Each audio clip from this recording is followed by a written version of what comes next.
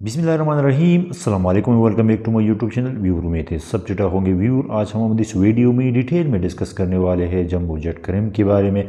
जानेंगे इसकी कंपोजिशन क्या है, इसके अलावा थेराप्यूटिकल यूजेस के बारे में भी डिस्कस करेंगे। साइड इफेक्ट्स क्या है, इस ड्रग्स की कोई मुअज़्ज़र असरात है या नहीं है, कॉन्ट्रा इंडिकेशन, किन लोगों में इस ड्रग्स का इस्तेमाल नहीं करना चाहिए, और लास्ट में हम डिस्कस करेंगे डोज के तरीक़ाकार के बारे में। तो व्यूअर इस पूरी मालूमात को हासिल करने के लिए वीडियो को लास्ट तक ज़रूर वॉच कीजिएगा ताकि इस मेडिसिन के बारे में मुकम्मल आगाही हाजिर हो। आज की हमारी वीडियो स्पेशल इन मर्द हजरात के लिए है जो इंटरकोर्स के दौरान जल्दी फारिग हो जाती है। तो आज हम डिस्कस करेंगे अपनी इस वीडियो में। सबसे पहले हम जानेंगे जंबो जेट क्रीम की कंपोजिशन के बारे में। तो इसके एक्टिव इंग्रेडिएंट्स है लिग्नोकेन। अब चलते हैं जानेंगे थेराप्यूटिकल यूजेस के बारे में, यानी इसका इस्तेमाल हम किस मक़ासद के लिए करते हैं। तो इसका इस्तेमाल हम सेक्सुअल टाइमिंग को बढ़ाने के लिए करते हैं।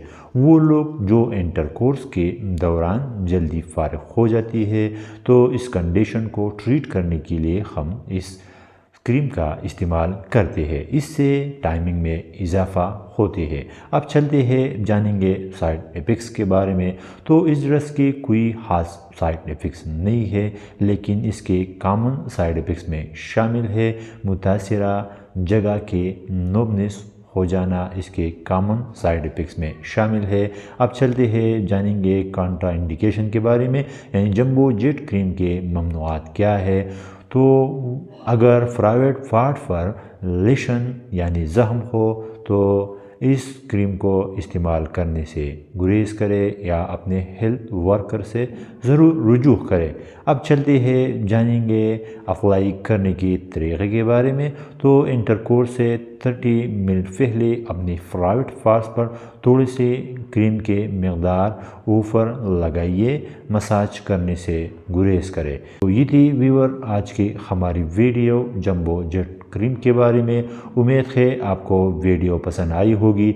सो प्लीज़ वीडियो को लाइक, शेयर और चैनल को ज़रूर सब्सक्राइब करें और साथ में बेल आइकन को दबाना न भूलिए ताकि इस तरह के आने वाले हर वीडियो का नोटिफिकेशन आप तक पहुंच रहे।